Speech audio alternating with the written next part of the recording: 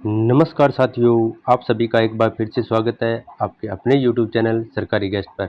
आज है 24 जून और 24 जून की फर्स्ट शिफ्ट को BSPSL का एग्ज़ाम ख़त्म हो चुका है और विद्यार्थियों के द्वारा जो क्वेश्चन बताए गए हैं उन पर एनालिसिस करेंगे कि किस तरह के क्वेश्चन पूछे जा रहे हैं। साथ ही साथ एक्स्ट्रा फैक्ट लेके आए हैं क्योंकि उससे भी क्वेश्चन पूछे जाने की पूरी संभावना है, क्योंकि सभी के सभी क्वेश्चन दिए गए क्वेश्चनों से ही रिलेटेड रहेंगे। तो चलिए बिना किसी देरी के साथ आज के वीडियो में आज की शिफ्ट का एनालिसिस करते हैं। और हाँ, अगर आप चैनल पर नए हैं तो चैनल को सब्सक्राइब कर लीजिए ताकि आगे आने वाले एग्ज़ाम रिव्यू के वीडियो आपको सबसे पहले मिल सके। तो चलिए वीडियो को स्टार्ट करते हैं और आज के पहले प्रश्न पर बात करते हैं। पूछा गया था कि भारतीय संविधान के आर्टिकल 143 किससे संबंधित है, यानी अनुच्छेद 143 किससे संबंधित है। तो अनुच्छेद 143 के अनुसार राष्ट्रपति के पास सर्वोच्च न्यायालय के प्रश्नों को संबोधित करने की शक्ति होती है जिसे वह लोक कल्याण के लिए महत्वपूर्ण मानते हैं। तो यह था आर्टिकल नंबर 143। चलिए आगे कुछ आर्टिकल पर बात करते हैं जो आगे आने वाली शिफ्टों के लिए इंपॉर्टेंट रहेंगे, आप सकते हैं। तो अनुच्छेद 21 पर बात करें तो यह जीवन और व्यक्तिगत स्वतंत्रता का संरक्षण देता है। वहीं आर्टिकल 25 अंतःकरण की स्वतंत्रता यानी धर्म को अबाध रूप से मानने, आचरण करने, प्रचार और प्रसार की स्वतंत्रता देता है। वहीं आर्टिकल 32 की बात करें तो संवैधानिक उपचारों का अधिकार है जिसे भीमराव अम्बेडकर ने संविधान की आत्मा भी कहा है। चलिए अगले क्वेश्चन पर बात करते हैं। अगला है आर्टिकल 40 जो कि ग्राम पंचायतों के गठन पर बात करता है। और आर्टिकल 45 की बात करें जो कि 6 वर्ष की कम आयु के बच्चों के लिए प्रारंभिक बाल्यावस्था में देखभाल और शिक्षा का प्रावधान देता है। वहीं आर्टिकल 51A की बात करें जिसमें मौलिक कर्तव्य को जोड़ा गया है। आर्टिकल 243 जो कि पंचायतों से संबंधित है। आगे बात करते हैं आर्टिकल नंबर 266 पर जिसमें भारत की संचित निधि और लोक लेखा शामिल है। वहीं आर्टिकल 280 पर बात करें जो कि वित्त आयोग से संबंधित है। आर्टिकल 356 जिसमें राज्य में राष्ट्रीय शासन लगता है उस पर बात की गई है आर्टिकल 356 में। आर्टिकल 368 पर बात करें तो संविधान में संशोधन करने की शक्ति की प्रक्रिया दी गई है जो कि संविधान संशोधन साउथ अफ्रीका से लिया गया है जो कि भाग 20 में रखा गया है। वहीं अनुच्छेद 370 पर बात करें तो जम्मू और कश्मीर राज्य से संबंधित विशेष प्रावधान था जो अब निरस्त कर दिया गया है। तो आगे बात करते हैं अगले क्वेश्चन पर। पूछा गया था जहांगीर की पुस्तक का नाम क्या था, तो इसका सही जवाब हो जाएगा इनकी पुस्तक थी तुजुक ए जहांगीरी, इनकी आत्मकथा थी। चलिए आगे कुल मुगल वंश से जो संबंधित पुस्तकें हैं उन पर बात कर लेते हैं। इसे जहांगीरनामा के नाम से भी जाना जाता है इस पुस्तक को। आगे बाबरनामा पुस्तक जिसे तुजुक ए बागबीरी कहते हैं, यह बाबर की आत्मकथा है जो तुर्की भाषा में लिखी गई थी। आगे बात करें तो अकबरनामा पुस्तक जो कि अकबर के शासनकाल का इतिहास है जिसे अबुल फजल ने 3 खंडों में लिखा है। वहीं आईन अकबरी की बात करें यह भी अबुल फजल द्वारा लिखी गई है और इसमें अकबर के प्रशासन और समाज का वितरण है। हुमायूं नामा की बात करें तो यह हुमायूं की जीवनी है जिसे गुलबदन बेगम ने लिखा है। आगे जो भी बात कर चुके हैं तो जो कि जहांगीरी जो कि जहांगीर की आत्मकथा है। वहीं शाहजहांनामा या पादशाह नाम की पुस्तक शाहजहां के शासनकाल का इतिहास का वर्णन करती है। आगे बात करते हैं आलमगीरनामा पुस्तक, यह औरंगजेब के शुरुआती 10 वर्षों का इतिहास बताती है।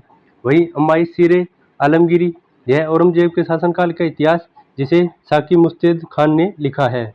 वहीं मुतखब उत तवारीख पुस्तक, यह मुल्ला अब्दुल कादिर बदायूं द्वारा लिखी गई है। इसमें मुगल काल के इतिहास का वर्णन है। अगली पुस्तक पर बात करें तो नुस्खा ए दिलखुशा पुस्तक है जो कि भीमसेन द्वारा लिखी गई है। इसमें मुगल काल के इतिहास का वर्णन है। अगली पुस्तक पर बात करें तो पुस्तक है तारीख ए अल्फी, यह मुल्ला दाऊद द्वारा लिखी गई है। इसमें मुगल काल का इतिहास का वर्णन है। इकबालनामा पुस्तक, यह मुतमाद खान द्वारा लिखी गई है जिसमें जहांगीर के शासनकाल का वर्णन मिलता है। तो यह थे मुगल काल से जुड़ी हुई सभी किताबें, इनसे बाहर कोई भी क्वेश्चन नहीं जाएगा। चलिए अगले क्वेश्चन पर बात कर लेते हैं। अगला क्वेश्चन है, पूछा गया था 2011 की जनगणना के अनुसार भारत में महिला साक्षरता का लगभग कितना प्रतिशत है, तो इसका सही जवाब हो जाएगा 65.46% महिला साक्षरता का भाग है।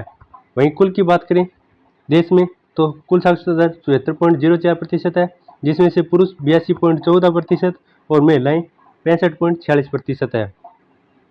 सबसे अधिक साक्षरता राज्य की बात करें तो केरल है, जो कि 94% के साथ पहले स्थान पर स्थित है। वहीं भारत में साक्षरता दर 2011 के अनुसार 74.4% है, जबकि 1947 में मात्र 18% थी। चलिए अगले क्वेश्चन पर बात करते हैं। अगला क्वेश्चन है, पूछा गया था करो या मारो का नारा किसने और कब दिया था?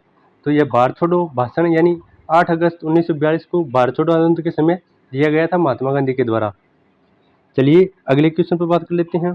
अगला क्वेश्चन है, पूछा गया था राज्यपाल का वेतन और भत्ते भारतीय संविधान के किस अनुच्छेद में है? तो इसका सही जवाब हो जाएगा अनुच्छेद 158(3) और 202 में उल्लेख है राज्यपाल का भत्ते और वेतन का। बात करते हैं, अनुच्छेद 158 में कहा गया है कि राज्यपाल की उपलब्धियां और भत्ते उसकी पदावधि के दौरान कम नहीं किए जाएंगे। चलिए आगे कुछ और आर्टिकल है उन पर बात कर लेते हैं। जैसे कि आर्टिकल 202 में वार्षिक वित्तीय विवरण और राज्यपाल के वेतन पर भत्तों का उल्लेख किया गया है। चलिए मुख्य न्यायाधीश से जुड़े हुए कुछ महत्वपूर्ण अनुच्छेद पर बात कर लेते हैं। तो आर्टिकल 124 जिसमें बताया गया है कि यह अनुच्छेद सर्वोच्च न्यायालय की स्थापना और गठन से संबंधित है। वहीं अनुच्छेद 124(2) यह अनुच्छेद सर्वोच्च न्यायालय के न्यायाधीशों की नियुक्ति से संबंधित, जिसमें भारत के मुख्य न्यायाधीश की परामर्श का प्रावधान है।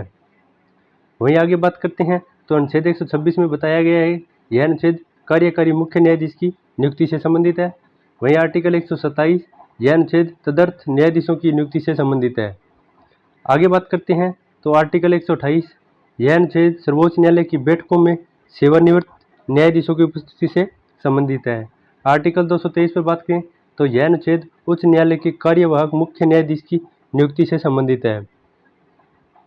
अगला आर्टिकल है आर्टिकल 224 यह अनुच्छेद उच्च न्यायालय में अतिरिक्त और कार्यकारी न्यायाधीशों की नियुक्ति से संबंधित है। वहीं आर्टिकल 224(a) यह उच्च न्यायालय के मुख्य न्यायाधीशों की सेवानिवृत्ति न्यायाधीशों से उच्च न्यायालय के न्यायाधीशों के रूप में कार्य करने का अनुमति देता है।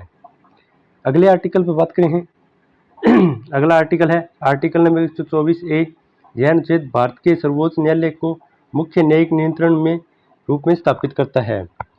चलिए अगले क्वेश्चन पर बात करते हैं। विद्यार्थियों के द्वारा बताया गया था कि आर्टिकल 1 राष्ट्रपति से संबंधित था, जो कि शायद 59वां अनुच्छेद पूछा था। तो बात करते हैं भारतीय संविधान के अनुच्छेद 59 में राष्ट्रपति के पद की शर्तों को रेखांकित किया गया है, जिसमें अन्य पदों पर रहने पर प्रतिबंधित और उनके निवास उपलब्धियों और विशेषाधिकारों से संबंधित अधिकार शामिल है। वहीं हिंदी में बात करें तो गद्यांश से 5 प्रश्न पूछे गए थे, सकर्मक अकर्मक क्रिया से प्रश्न पूछा गया था। हिंदी में विलोम शब्द, मुहावरे, पर्यायवाची पूछे गए थे।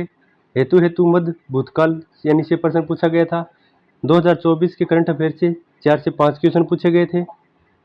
वह रीजनिंग के सिटिंग अरेंजमेंट से 3 क्वेश्चन पूछे गए थे और 1 क्वेश्चन रूस से संबंधित पूछा गया था, पर क्लियर नहीं हुआ है किस तरह का क्वेश्चन था। तो यह थी आज की एनालिसिस वीडियो। अगर वीडियो पसंद आई है तो वीडियो को लाइक करें और चैनल को सब्सक्राइब करें, साथ ही साथ अपने दोस्तों के साथ शेयर करें। मिलते हैं एक नई वीडियो के साथ, तब तक चैनल पर बने रहें। धन्यवाद।